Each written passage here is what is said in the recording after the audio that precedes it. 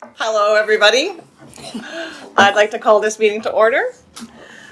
We are privileged to meet on the Stalo unceded traditional territory of Chilliwack, Palalt, and Samath.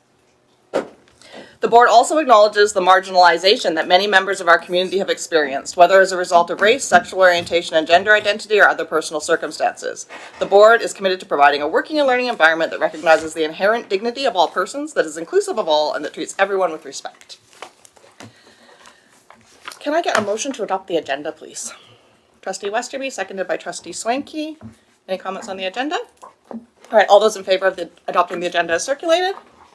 That's unanimous. Thank you, trustees. Can I get a motion to approve the minutes, please? Trustee Westerby, seconded by Trustee Bondar. Were there any errors or omissions in the minutes? Trustee Maws, put your...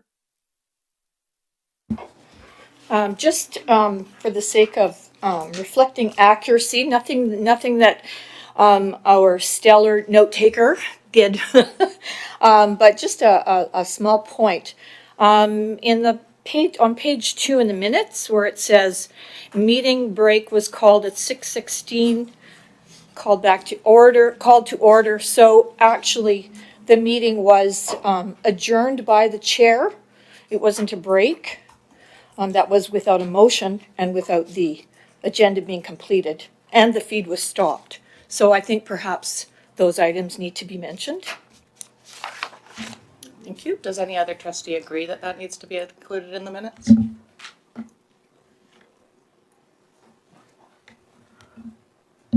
Trustee Swanky? If it's simply saying meeting was adjourned and then called back to order, I have no objection. I have no objection.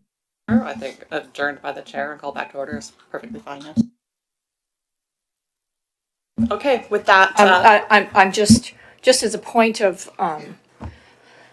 order in the minutes, the meeting was adjourned and the feed was cut. And there was no motion. No one moved that the meeting be cut. The chair banged the gavel and adjourned the meeting. And we do have rules. So... Oh, you cut my mic? You cut my mic. So, Here we go. we are going to not act like this in the meeting. We're going to maintain decorum. We're not going to make accusations against each other. We are all agreeing that we will put in the thing that the chair adjourned the meeting. That's fine. When the meeting is adjourned, we don't run the camera. That is the rules of our meetings, and that's perfectly normal. So we're not going to add your editorial comments in the minutes. Chair, so, thank you very much. I added a point of order in the minutes so that they are reflected accurately. Whether you like them or not does not give you the right to cut my mic. So, trustees, I am ruling as the chair that we are going to put in the minutes that the chair adjourned the meetings. The member has asked to do that. That's totally fine. We're not going to include the other parts because it's not germane to the proceedings unless if anyone wants to challenge the chair on that, we can do that. Otherwise, we're going to keep going and we're going to approve the minutes. Okay, thank you. All those in favor of approving the minutes with the one addition?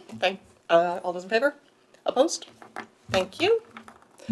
All right, we're moving on to information items. And you will notice, those of you who are frequent guests of our meetings, that we have got our new order of operations now based on our change to Bylaw 5 at our last meeting. So we are having information items first before public participation so that you're able to have all the information before you when you are asked to contribute.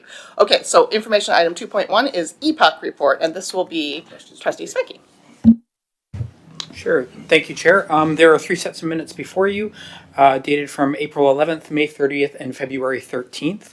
Each set of minutes reflects discussion and recommendation to the board regarding policy we'll consider later in the agenda. Without speaking to the merits of any proposed policy, I do want to highlight the work of the committee.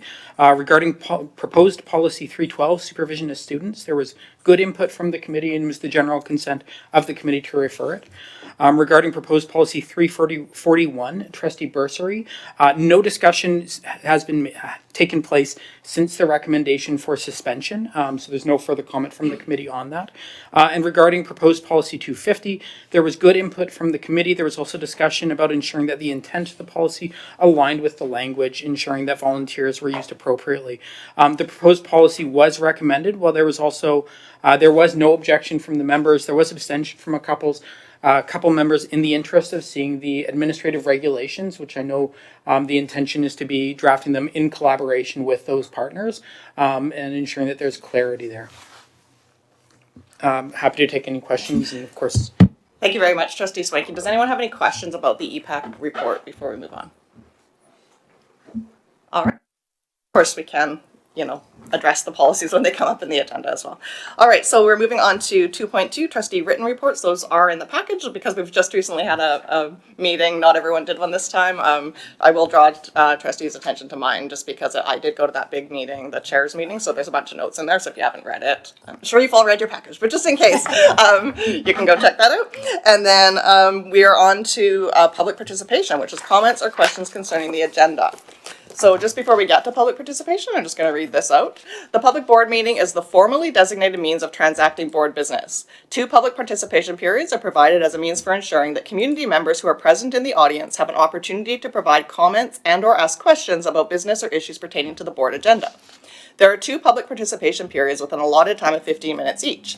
Speakers will be limited to a total of 2 minutes each. Speakers must state their full name, relation to the district, and which agenda item they're speaking to. There is an agenda on the podium so that you can say that before you start talking. Matters currently under negotiation or litigation are related to personnel or student circumstances, including names or specific classrooms, are not permitted and will not be addressed in the public participation periods. When requests or questions are directed to the board, actions or answers to many questions may be deferred pending board consideration. If it's something very clear that I can answer, I'll answer for you in this meeting. Otherwise, we'll get back to you later. The chair may indicate another means of response if questions cannot be answered at the time, e.g. operational items. Community members who have other comments or questions are encouraged to contact trustees or the superintendent via email. Speakers must be timely and courteous. The chair will advise speakers if they consider the content to be discourteous or not aligned with the agenda. All right, so all that being said, anybody who has anything they'd like to say about items on the agenda is welcome to come forward at this time.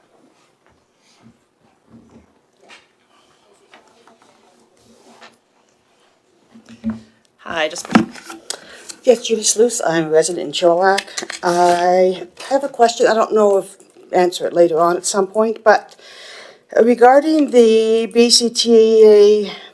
BCSTA agenda motions, it mentioned there's something about the provincial teacher shortage, and I'm just wondering how that affects Chilliwack schools. Is that an issue that we're facing in our schools? How many spots need to be filled? How many absentees? And can parents be assured that the children's academic education is not being affected by this shortage, especially in light of the last 2 years with all the missing from the pandemic, etc.? Thank you very much for your question. So I will actually pass this to the superintendent in 1 second, but just to tell you from my knowledge, yes, the teacher shortage is province-wide. There's a real labor shortage across in basically every industry, and teaching is no exception. It's quite difficult to get full-time teachers because as soon as they graduate, they're in classrooms already. And so the superintendent can talk about some specifics about our district. Thank you. Thanks, Chair. So actually, this is a K-12 consideration, all 60 school districts. We've actually done a due diligence in the last bit of time. We've actually being able to hire qualified in the sense that people that have degrees, university degrees, to be able to be part of a non-certified TTOC roster call. And through those means, we've ensured that we have we have qualified adults in our classrooms, which has been a drastic change since last year.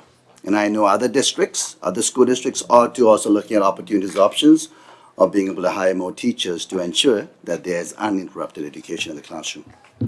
Just to clarify, all of the people who are in full-time full-time jobs in classrooms are fully certified teachers.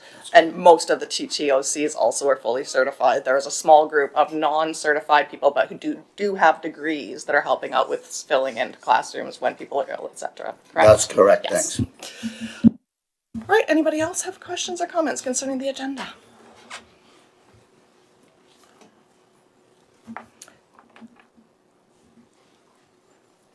Right. Seeing none, we will move on to action items. So 4.1, 2022-2023 amended annual budget, second and third readings this time. Secretary Treasurer, over to you.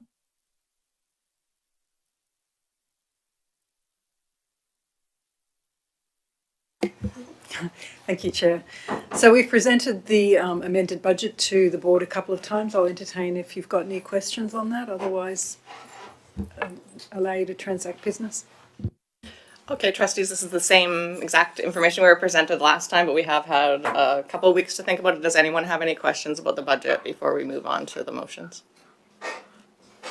Seeing none, would someone care I'd like to move the motion. Okay, Thank you.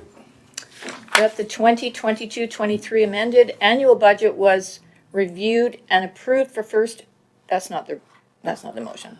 That the Board of Education approve the second reading of the 2022-2023 amended annual budget bylaw in the amount of $199,749,488,000. That the Board of Education approve the third and adoption of this 2022-2023 amended annual budget bylaw in the amount of $199,749,488. sorry, just a point of clarity. Do we need to do that as two separate motions, or I think we can just do it as one? Okay. I just moved them both together. Thank you. And never mind. Okay, is there a seconder to first and second readings? Trustee Bondar, thank you very much. Okay, does anyone have any questions, concerns, comments about the budget? Okay, thank you so much. We will move on to the vote. So all those in favor of approving second and third readings of the 2022-2023 amended annual budget in the amount of $199,749,488. That's unanimous. Thank you, trustees. All right, on to 4.2, BCSTA AGM motions. And there are three different motions. I would ask that they be done separately, just in case there is discussion.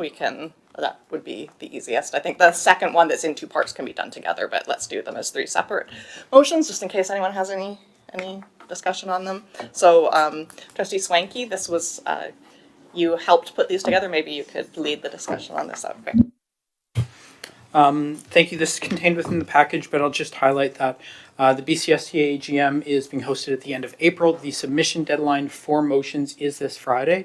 And so the approval, if there is approval by this board of these three motions, it would proceed to the legislative committee for review, and then based on their approval would be adopted and considered at the AGM. So this isn't to inform a position of the board, it's to inform advocacy that can be undertaken by the BCSTA on behalf of all 60 school districts in the province. With that said, unless there's any questions on that, I can go into specific. You could, sorry. Feel free to, you can probably make the first motion and we can discuss it. I think you did a good job of the background in the package. So with that said, I would move that the Board of Education approve the submission of the following motion to the BCSTA for consideration at AGM 2023. That the BCSTA request the Ministries of Education and Childcare and of Finance eliminate the current practice outlined in the capital plan instructions for school districts to contribute to major capital projects. Thank you. Do I have a seconder for that? Trustee Bondar, thank you. Trustee Swanky, do you want to speak to that motion? Only briefly to say, I think all members are familiar with this, and I believe that the rationale broke it down well. In short, often operational funds end up being diverted to offset capital costs that the ministry requires us to contribute. Ultimately, this money should align more closely with our strategic planning and our strategic direction, and we shouldn't be putting it into capital projects. The province should be footing that bill. Does anyone else want to speak to this motion? Yeah, I just have a question. So these were run by the Fraser Valley branch? No. Through the chair. Trustee Swanky? Trustee Swanky, yeah. This is just me drafting based on conversations we've had at our board table and other considerations. There's any board can make a motion to the AGM. Board, branch, or committee. Yeah. So if these aren't approved by our board, it won't be coming up at the BCSTA AGM. Yeah. I just have another. I wonder about a caveat to the to number one, because it's kind of a blanket statement that the BCSTA required the Ministries of Education and Child Care and Finance eliminate the current practice outlined in the capital plan. instructions for school districts to contribute to major projects. I wonder if a caveat would be unless there are available funds that can be utilized, because this is all taxpayer money, right? And sometimes boards of education could be in a position where they had the surplus funds to be able to contribute. I just wonder if that's something that would be considered. Are you making moving an amendment? No, I'm not making an amendment. I'm having a conversation with the board for us to discuss this, because that's why we're here, right? Is to discuss these potential motions. I was gonna speak maybe since I believe that the suggestion just made goes contrary to the entire purpose of this. We don't want our surplus being used for capital projects. We want to be able to use our surplus for our own initiatives with respect to our strategic plan. And it also, I believe this motion is an equity issue because there's some districts that aren't growing and they don't need to keep building new schools. So they're able to use all of the money in their operational budget for their kids. They're able to hire EAs and all of that. And if you're a growing district, you need to always have in the back of your mind that you might have money taken out of operations to pay for new schools. And I don't think it's fair. And like I say, we don't want to add language that would say unless we have it, because we never technically have it. Even if we had a surplus, that would be slated for something else. So. Any other trustees want to speak to the motion, or are we ready to vote on the motion? Okay, all those in favor that the Chilliwack Board of Education put the following motion to the BCSTA, that the BCSTA requests the Ministries of Education and Childcare and Finance eliminate the current practice outlined in the capital plan instructions for school districts to contribute to major capital projects. All those in favor? Opposed? All right, did you get that? Okay. Trustee Swanky, do you want to do the second motion? Thank you. I'll put it on the table, and then if there's any questions on background, I hope they'll be entertained at that time. I would move that,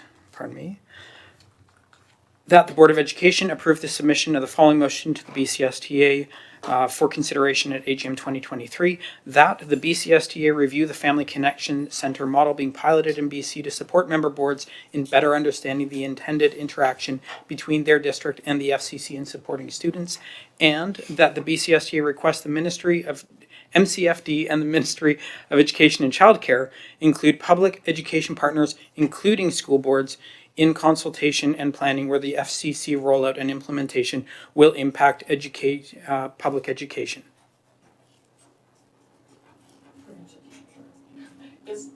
Sorry, is provincial teacher shortage just an accident, right? That's just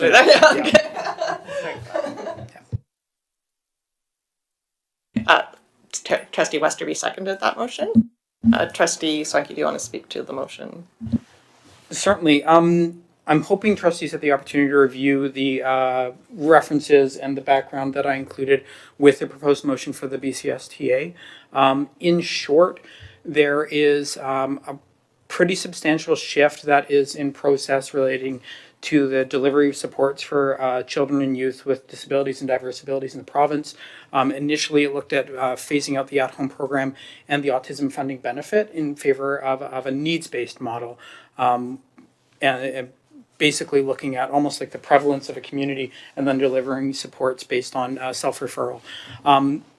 Part of the way it was presented is that there's an interaction between the work being done in schools with the FCC model, and there hasn't really been a discussion about what that looks like for districts throughout the province. So the intention here is for the BCSTA to undertake a little bit of that work to understand and support member boards and member districts in what the considerations are at their table, and to also, where appropriate, speak into the considerations within the rollout from MCFD. I don't know if it's a huge thing, sorry. Does anyone have any questions about that? You can also speak to the motion if you want to. Thank you. Can you give us an example, a concrete example, through the chair, Trustee Swanky, of what you're talking, like what this looks like, what this would look like if it was successful?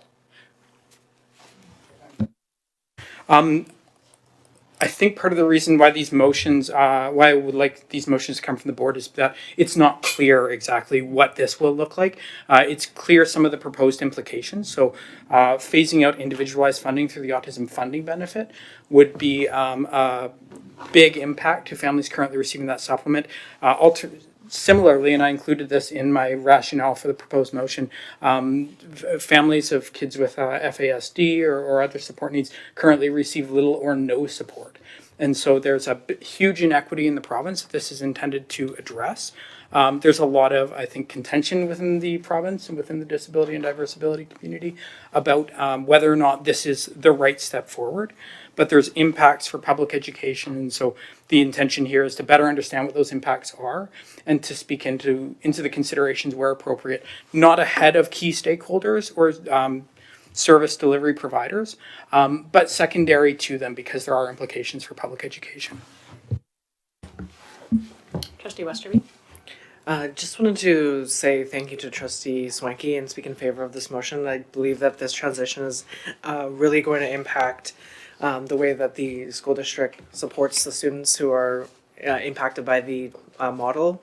So it's really important that we have clear direction on how we can support the students through this transition. So I really thank you, Trustee Swanky, for the work.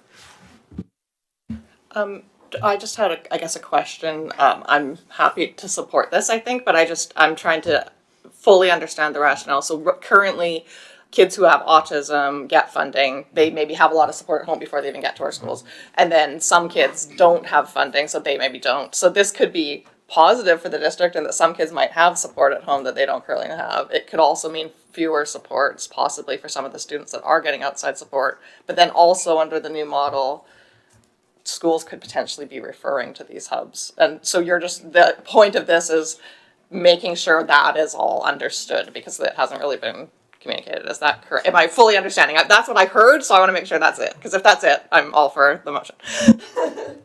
I think it's all of that. I'd also, and I'm just trying to pull up one of the links, I drew attention to 1.2.3 in the CYSN framework for family connection centers, page 9. It talks about the direct interaction between the purposes to promote children and youth development, to empower their family and circle to support to help them achieve their identified goals, including social and emotional well-being. This includes providing relevant education. All intervention services support key transitions, including inter-kindergarten, between schools and into adulthood, frequency and duration of services. There's a few different points in here, but it all comes back to that interaction at the school level, and I don't think that's well understood at the moment. And given that the province did have a planned rollout and then hit pause on this, it's that opportunity to reflect and maybe provide input. Okay, thank you very much. Trustee Bondar. So I'm curious about the pilot program that's been running. It says there's been 4 areas. Do you have any idea about the extent to which that has been rolled out? And as far as, I know there's no report yet, but has there been any sort of anecdotal reports or thoughts on how it's working and whether that's even a good enough sample size? I'll rely on the ministry to determine if it's a good enough sample size.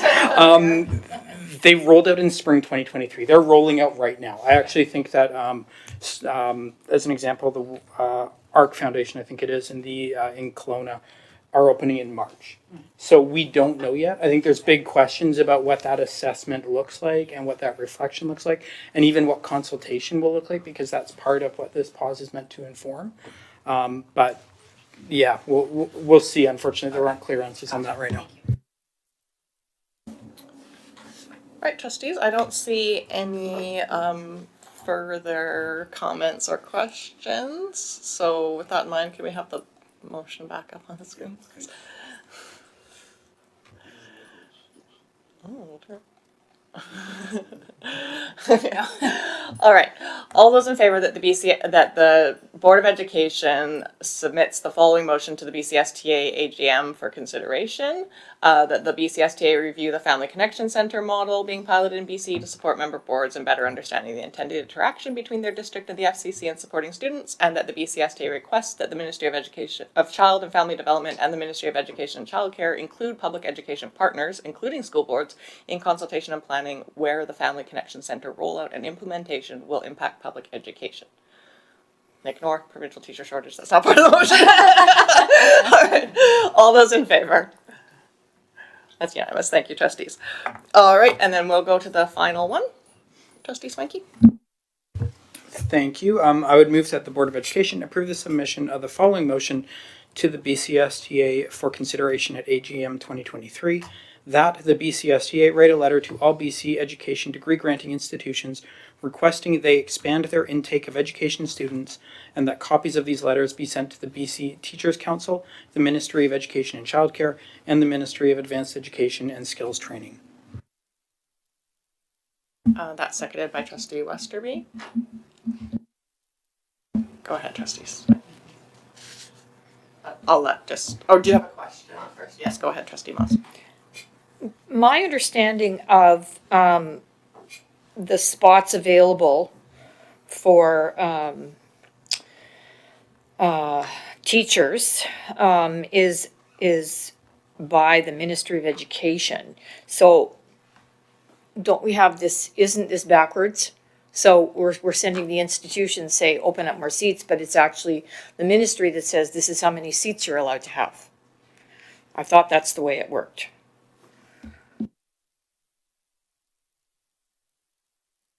Do you want to answer that, Trustee Swanky? I can't speak specifically to that. What I can say is that this is credit to SD39 Vancouver, because they basically brought this motion forward a couple of years ago. And with the teacher shortage in the province actually getting worse since then, I wanted to bring it back to the table. So I looked at the language and the approach that they had used. It may be that that is the case. I can flag that that's certainly a discussion that will happen at the Ledge Committee table before it went to the floor of AGM. So if there's, this basically submits it to go down that process.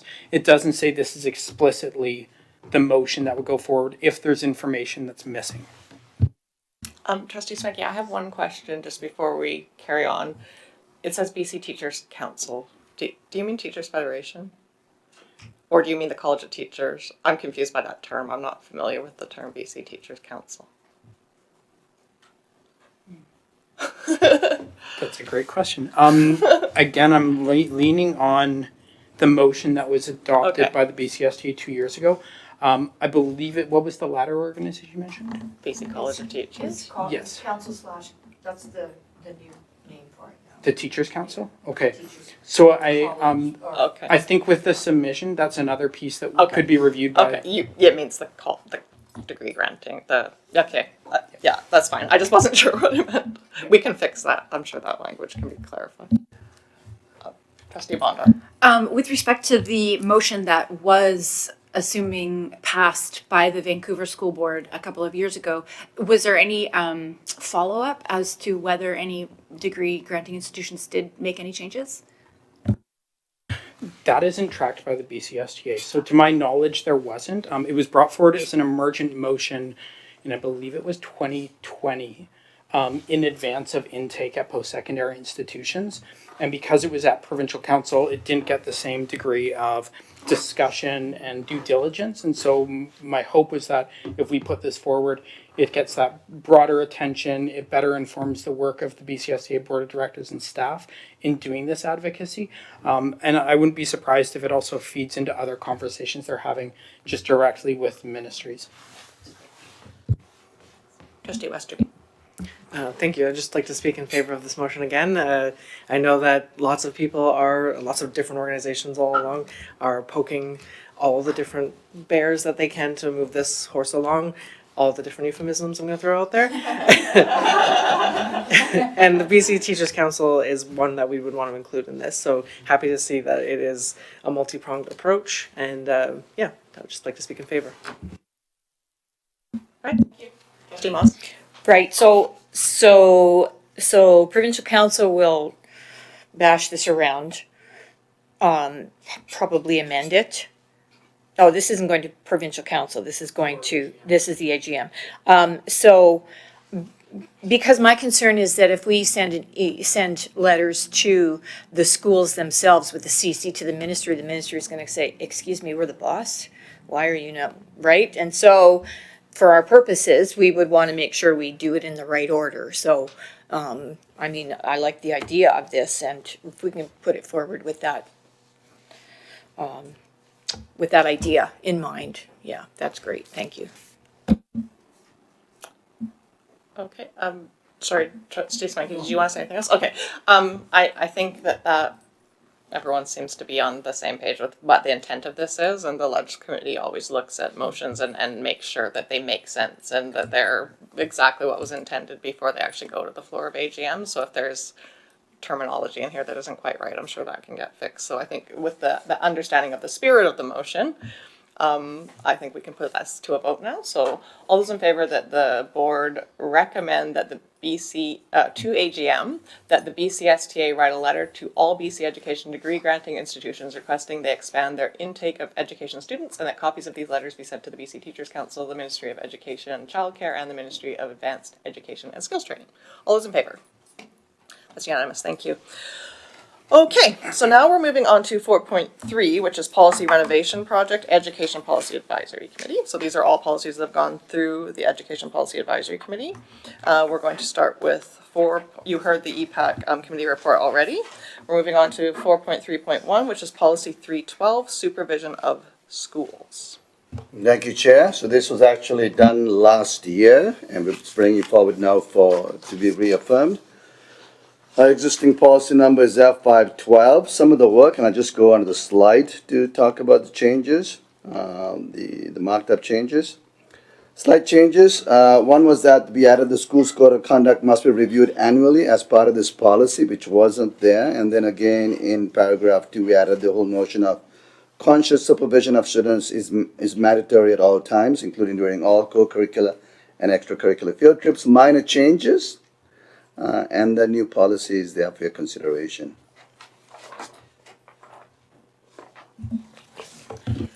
Trustees, are there any questions before someone makes the motion? Trustee Moss. Thank you. So at our last meeting, we heard some concerns regarding supervision of students on field trips and other such things, sleeping arrangements, whatnot. Would any details like that be included in the regulations attached to this policy? Superintendent? That would be, I think the question was related to field trips, and that's actually existing part of existing field trip regulations, which will be just brought forward into brand new admin procedures. So, but these are connected, are they not? Supervision and field trips are one and the same, two different policies, so. They are connected. Our new policy manual, we have policies by themselves, and we also have admin procedures. We may have multiple admin procedures. But what I'm going to talk about is this particular policy may have multiple admin procedures, including our existing field trip admin regulation that is in our current policy manual. Does that answer your question? Well, no. So my question specifically then is this item, the sleeping arrangements, for supervision of students on field trips, is that dealt with somewhere in regulations? It's dealt with at the school level. I'm going to have Mrs. Jordan and Mr. Savage, Dr. Savage, talk about it.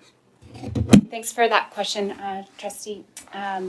It's in our safe schools administration regulation. It does speak to pieces of field trips, for example, and specifically that example that you brought up around sleeping arrangements. So for athletes who are going to away tournaments or grade 5 celebration campout, that particular regulation will address that issue. So would that be different for every school if that's a school regulation? So it's an admin regulation that all of our PVP work through as issues arise. If there are questions that are specific for, they're individualized for students, it may not be the same for every situation. So our PVP would deal with that individually.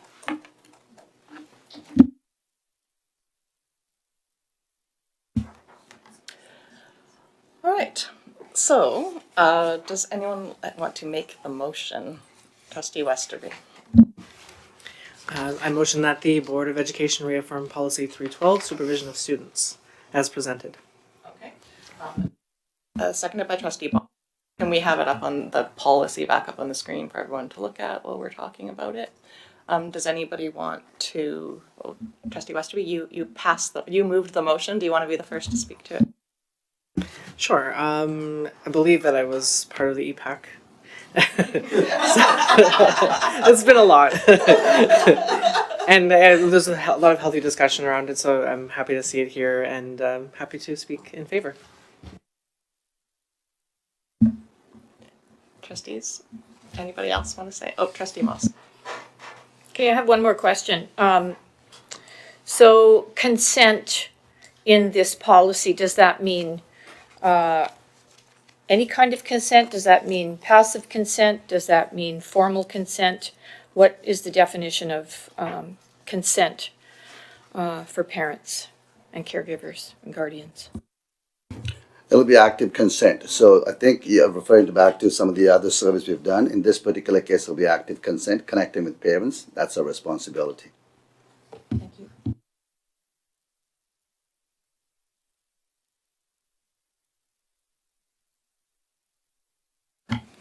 Any other, sorry, where's the word consent in this policy? Yeah, I didn't see it either. Permission. Okay. Sorry, can you, Second paragraph from the bottom. Caregiver, parent, guardian, caregiver permission. oh, okay, yeah, so, I mean, that's, I paraphrased. Whatever. okay.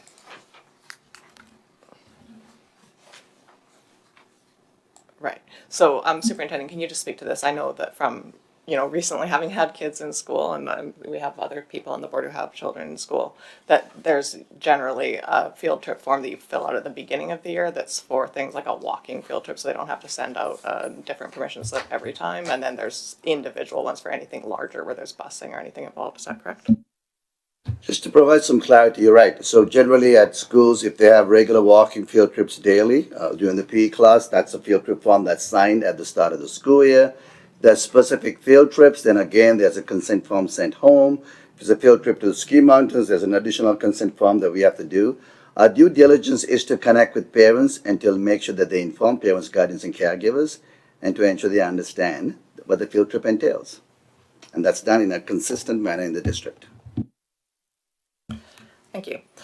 All right. I don't see any other trustees having comments or anything about this policy, so I believe we can move to the vote. So all those in favor that the Board of Education reaffirm policy 312, supervision of students, as presented. That's unanimous. Thank you, trustees. Okay, moving on to 4.3.2, which is policy 250, volunteers.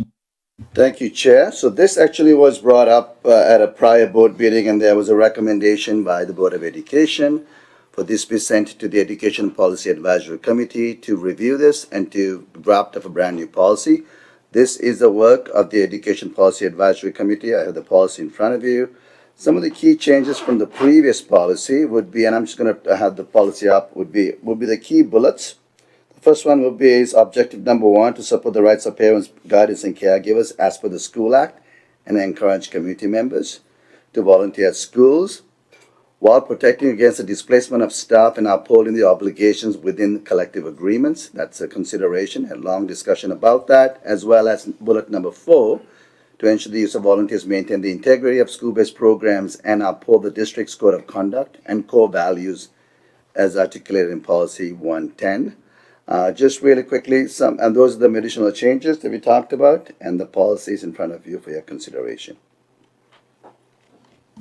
Are there any questions before we make the motion?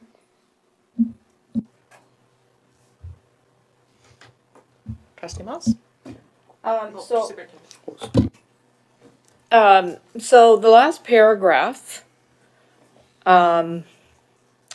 second sentence, therefore appropriate safeguards regarding the selection, role, and supervision of volunteers. What does appropriate mean? Generally, when we have volunteers at our schools, our school principals and our vice principals as administrators take on the responsibility and they do their due diligence. There's a process for that.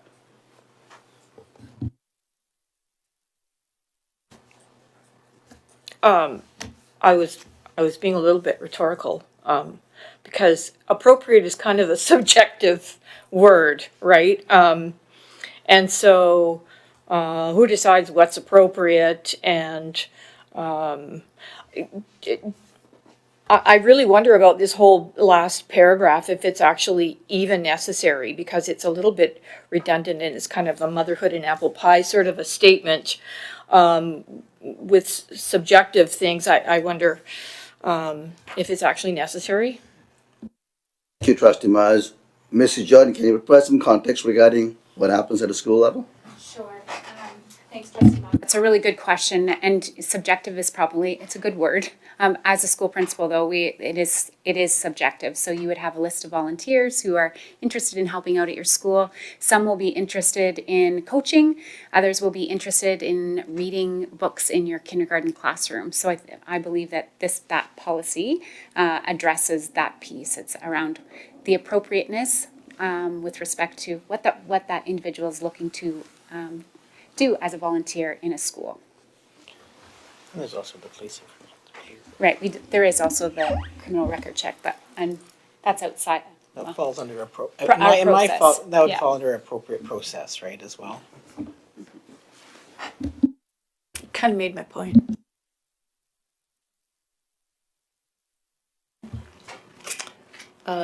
Would someone like to make the motion and then we can debate? Westerby?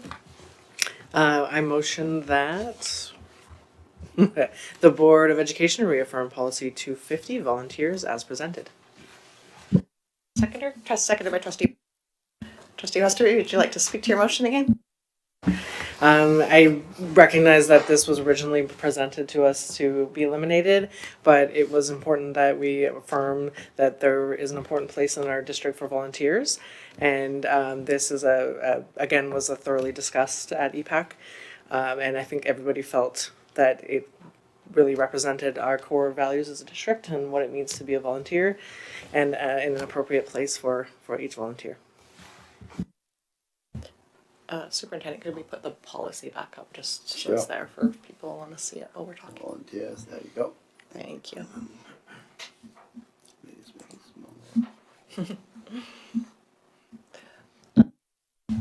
Does anybody else wish to speak? Trustee Swing. Thank you, Chair. Speaking in favor of it as well. I do want to just highlight under objectives, point number 1, there was a good discussion at the table from partners about specifically that closing phrase about protecting against the displacement of staff and upholding obligations within collective agreements. I think this is a really important piece to have in it. I do want to understand and I think try to articulate some of the concerns that were expressed by members of the committee. I also think it's really important that we acknowledge and celebrate volunteers and the unique roles that they play in schools. So I'm looking forward to the work that follows through on this under the administrative procedures and the input from those partners that expressed concern. But I really think that if we're upholding the intent of this language, that there are any concerns would be assuaged. So I appreciated the work of the committee, and again, I speak in favor of the proposed policy. I'm just going to, because I was also on EPAC, I did want to speak to this motion as well. I think that everyone really believed that we wanted a policy that does talk about the value that volunteers contribute to our school community, and really talks about, the parents, guardians, and caregivers have a right to volunteer in their kids' schools, that they have lots to offer and that we want them to be there. Union members who are on the committee are very concerned about not having volunteers be used to do union work. And I think that that is really important. We don't want to be like, well, you know, there's budget cuts, so we'll just get a lot of volunteers to do QP jobs. That's not what we want, and I think that it was important to put that into the policy. And then the final paragraph, I think, is actually really important because a lot of members of the committee expressed that although people have the right to volunteer in theory, not everyone's an appropriate volunteer, and that's just the reality. Some people maybe aren't best suited to volunteering in an elementary school for a variety of reasons, and that's why. Or in a secondary school, just in a school. There could be a lot of reasons, and so there has to be a provision for the administrator to make that call and to have safeguards in place to make sure that we have a safe and inclusive and wonderful school district for everybody. And then that last sentence about the board retaining responsibility for school programs. So volunteers can't come in and be like, and this is how education is going to be run now, right? So it does have that balance of volunteers are welcome and very much appreciated, but the school system is still, you know, this responsibility on the part of the board and administrators and other professionals to ensure that volunteers are being used appropriately. So that's why I would speak in favor of this motion. Trustee Moss. Right, so you just kind of raised a little red flag for me. And I'm going back to my word appropriate. And so, and so we know that a principal decides what is appropriate for a volunteer. We've seen tonight what is appropriate for entering a public board meeting. And this again is a subjective term. So I'm kind of concerned about this word in this policy, and I don't think that we should allow this policy to go through unless we know exactly what we're talking about and what parents can understand regarding what appropriate looks like.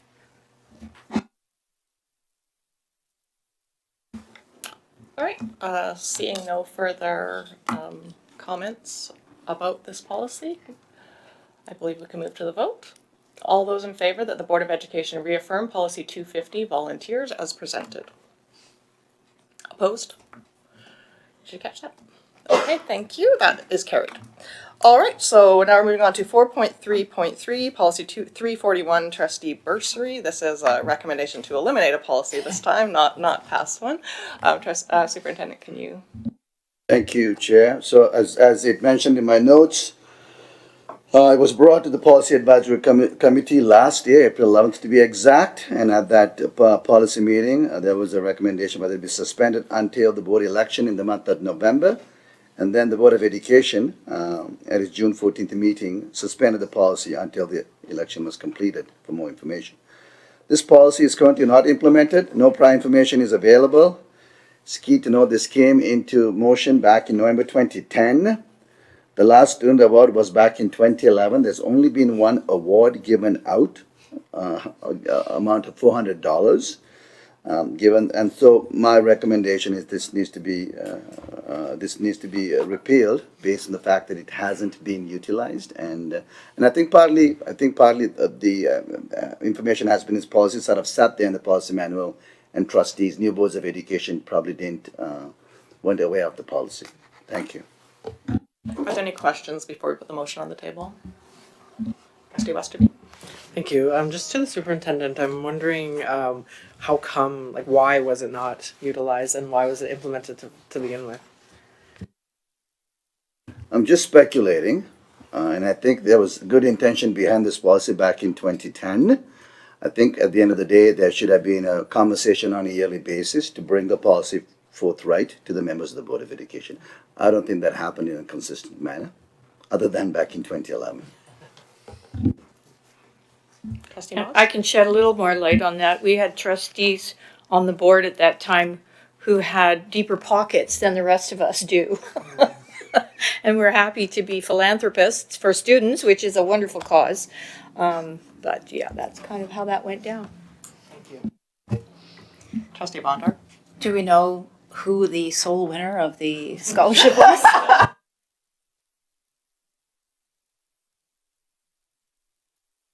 Okay, can I have someone make the motion? Trustee Swanky, sure. Sure, I'd move that the Board of Education repeal policy 341, trustee bursary. Seconded by trustee Westerby. Yeah. I think this is just good house cleaning. We started a project that we need to see through to completion. I do want to highlight that I think the intention of this policy at one point was very sound and very, good in heart and in soul. What I would say is there's nothing preventing another member from bringing forward a future iteration of this if there's fresh thinking on it.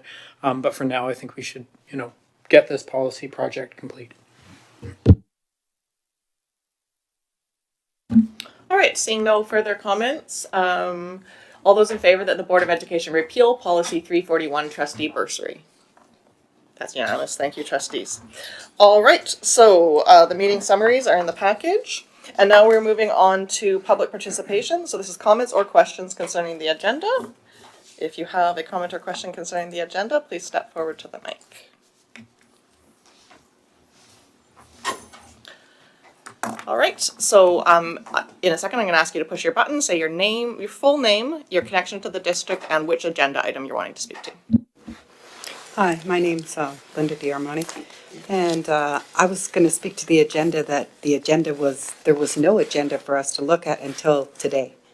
So I thought that was, I would appreciate that maybe there be made a time so that there's an agenda available a week ahead of time or something so that we can actually have a chance to review what's in the agenda. The agenda is posted on the website on Friday. It was not posted until today. No, that's not correct. You're incorrect. I about that. looked every day until sorry, today, you're and today incorrect. was the first No, day it that was it's been posted on posted. Friday. Sorry. Okay.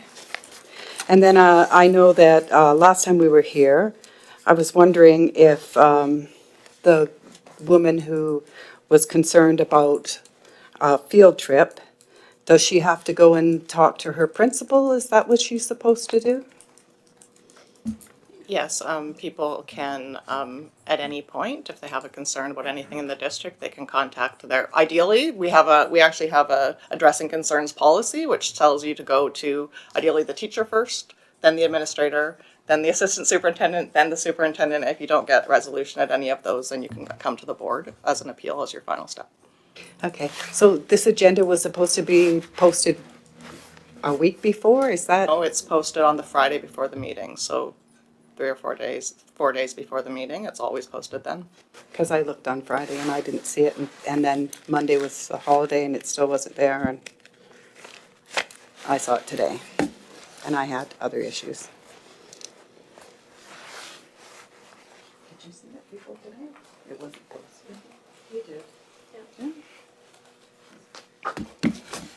Go ahead. Hi, my name's Debbie Chand. I'm a teacher librarian in the district. No longer a parent in the district. My kid is too old. Where did all those years go? But anyhow, I'm speaking to the volunteer policy. So I wanted to ask a question to Trustee Moz. Is that allowed to ask a specific question? Okay. Well, generally, we don't really No. do that, but you can ask, sorry, we don't usually address individual trustees. This is a Okay, board of education, that's fair enough then. You're welcome to email Trustee Moz if you have a Okay, question. Yeah. that's what I'll do then. Okay, thank you.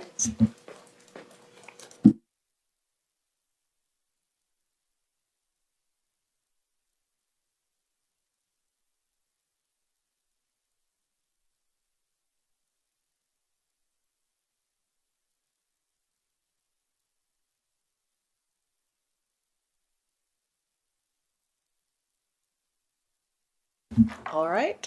Seeing no further questions from the public, that was the last item on our agenda, and this meeting is adjourned. Thank you. Ooh, that's good. You have a vehicle today? Yeah. Know where to send those motions. No.